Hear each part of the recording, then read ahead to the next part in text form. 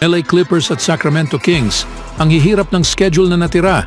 Warriors, tumaas ang pag-asa sa playoff nang bumalik sa forma si Wiggins. At Lakers matutuwa, parang bigay ang laro kontra Wizards. Ngunit bago ang lahat, kung gusto nyo ng matibay na basketball shoes, New Curry 11, mabibili lamang sa halagang $2,999. Click lamang ang link sa comment section or bisitahin lamang ang tefen.com for more high-quality shoes. Nakapagtala si Domantas Sabonis ng 22 points, 20 rebounds at 9 na assists at tinalo ng Sacramento Kings ang Los Angeles Clippers sa 109-95 nitong Miyerkules ng umaga. Humakbang ang Kings ng isang laro sa 6th place ng New Orleans sa kanlurang kumperensya habang sinusubukan nilang maiwasan ang play-in tournament. Nakatali ang Sacramento sa 44-31 sa Phoenix na may 7 laro pa ang natitira, kasama ang isang 4 na laro sa biyahe na magsisimula sa Biyernes sa New York. Ang Clippers ay nasa ika-4 na pwesto sa kanluran. Dumagdag si De'Aaron Fox ng 20 points at 7 assists para sa Kings at mayroon ding 19 points si Keegan Murray. Wala si Leonard sa laro na ito. Sinabi ni Coach Tyronn Lue na umaasa siyang magiging available si Leonard, na umuwi sa Los Angeles para sa treatment matapos maglaro noong linggo sa Charlotte at medyo malusog sa buong season na ito, ay maglalaro sa Biyernes laban sa West-leading Denver. Namuno si Russell Westbrook sa Clippers na may 20 points. Mayroon ding 18 si Paul George at 17 si Norman Powell na pumalit kay Leonard. Ang Sacramento ay naitala ang lead sa 5 sa halftime, ngunit na-outscored nila ang Clippers sa 35-19 sa ikatlong quarter, kung saan si Sabonis ay nagtala ng 9 na puntos. Nagtala ang Sacramento ng 7 sa huling bahagi ng quarter, na may dunk ni Alex Len na nagbigay ng 91-70 lead sa Kings bago pinasok ang ika-4 na quarter. Nanguna ang Sacramento ng 16 points matapos ang 20-4 run sa ikalawang quarter. Mayroong 14 points si Davion Mitchell sa unang kalahati, kabilang ang 4 na 3-pointers. Ngunit pinaikli ng Clippers ang deficit sa 56-51 sa halftime. Ang Clippers ay mag-host sa Denver sa Biyernes ng araw, habang ang Kings ay tutungo sa Knicks sa Biyernes ng umaga para buksan ang kanilang huling biyahe sa season. Nakasama rin ang mga stops sa Boston, Brooklyn at Oklahoma City. Sa ibang balita naman, nagtala si Andrew Wiggins ng 12 points sa kanyang team high na 23 points sa ikatlong quarter at nakinabang ang Warriors mula sa 2 tawag ng goaltending sa huling 3 minuto habang nakuha nila ang mahalagang 104-100 na panalo laban sa Dallas Mavericks nitong Miyerkules sa Chase Center. Mayroong 13 points si Stephen Curry, 7 assists at 7 rebounds para tulungan ng Warriors na makamit ang kanilang ika-5 sunod na panalo. Ito ang ikatlong pagkakataon ngayong season na nanalo ang Golden State sa 5 sunod na laro.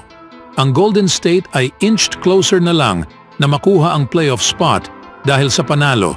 Ang Warriors na hawak ang 41-34 ay umakyat ng 3 laro sa Houston Rockets sa paghabol sa number 10 spot sa kanlurang kumperensya, na may 7 regular season games ang natitira. Nagkataon na natalo rin ang Rockets sa Minnesota Timberwolves kaninang umaga. Nakuha ng Golden State ang isang 94-92 lead sa huling bahagi sa ika-4 na quarter nang na-block ang shot attempt ni Draymond Green ni Daniel Gafford ng Dallas. Ngunit tinawagan si Gafford ng goaltending na pa-extend ang lead ng Warriors sa 96-92. Ito ang unang panalo ng Warriors sa 3 laro laban sa Mavericks ngayong season. Ito ay nakapagbigay sa Golden State ng momentum sa huling 7 laro. Ang dalawang team ay maglalaro muli kontra sa isa't isa sa Sabado sa Dallas. Narito ang mga mahahalagang aral mula sa laro nitong Miyerkules. Wiggs bumalik sa kanyang top form matapos ang isa sa kanyang pinakamasahol na shooting games ng 2023-24 season. Muling nagkaroon ng mabagal na simula si Wiggins laban sa Mavs bago niya natagpuan ang kanyang rhythm sa second half. Si Wiggins na na-miss ang 5 of 7 shots sa kanyang attempt at may -1 sa unang kalahati Naitama niya ang 4 sa kanyang unang 5 shooting matapos ang break at nag-post ng 12 points sa 31 points ng Warriors sa ikatlong quarter. Naglaan din si Wiggs ng maraming oras para bantayan si Luka Doncic na patuloy na naging matibay sa buong laro. Nagtala ng 30 points habang may 20 shooting.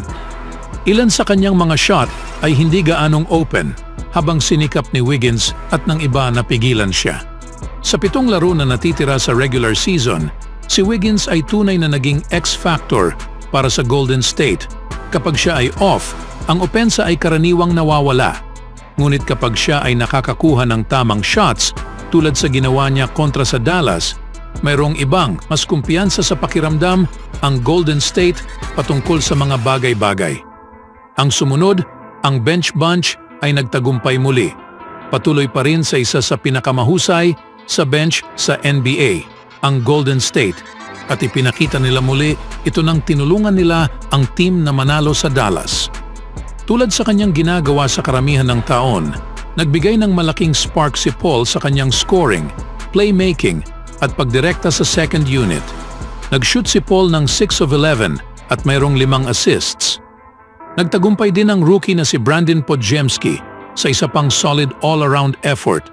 Nagpapatunay kung bakit hindi masyadong nag-aalala ang mga coach ng Warriors tungkol sa kanyang pag-scoring. Nagtala siya ng 5 puntos, 10 rebounds at 5 assists. Sa sumunod na balita naman, ito ay isang interconference battle sa hardwood sa pagitan ng 2 teams na maglalaro sa kanilang ikalawang laro sa back-to-back set sa kabisera ng bansa. Ang Los Angeles Lakers ay nasa biyahe habang sila ay maglalaro kontra sa Washington Wizards ngayong Huwebes. Ang Lakers ay nakipaglaban sa Toronto nitong Miyerkules. Ang Lakers ay tinalo ang Nets sa 116-104 sa biyahe noong Lunes sa kanilang nakaraang laro. Napawi ang linya bilang isang 6.5-point favorite. Ang Los Angeles Lakers ay hanap na mapanatiling mainit. Sila ay pumasok sa laro na ito na may 6 na panalo sa kanilang huling 7 laro. Ang Lakers ay may record na 42-33 sa season at nasa ika-4 na pwesto sa Pacific Division, 5.5 games sa likuran ng Clippers para sa top spot. Sila ay nasa ika-9 na pwesto sa Western Conference playoff picture. 3 laro sa likuran ng Pelicans para sa huling garantisadong pwesto at nasa 3.5 games ang layo sa Rockets upang manatili sa play-in tournament. Ang Los Angeles ay ika-18 sa rebounding na may 43.2 boards bawat laro at ika-7 sa assists na may 28.5 bawat laro. Ang Lakers ay ika-23 sa liga sa scoring defense habang pinapahintulutan nila ang 117.5 points kada gabi. Si LeBron James ang nangunguna sa team na may 25.4 points, 7.3 rebounds at 8.1 assists bawat laro ng season na ito. Nakapag-contribute si Anthony Davis ng 24.7 points, 12.7 rebounds at 2.4 blocks bawat laro habang si D'Angelo Russell ay nagbibigay ng 18.1 points, 3.1 rebounds at 6.4 assists bawat laro. Ang Lakers ay pangatlo sa liga sa field goal percentage habang nakapag-shoot sila ng 49.8% mula sa floor bilang isang team. Ito ay isang matchup ng 2 team na naglalaro sa kanilang pangalawang laro sa back-to-back set, kaya't ang pagod ay magiging isang mahalagang factor sa laro.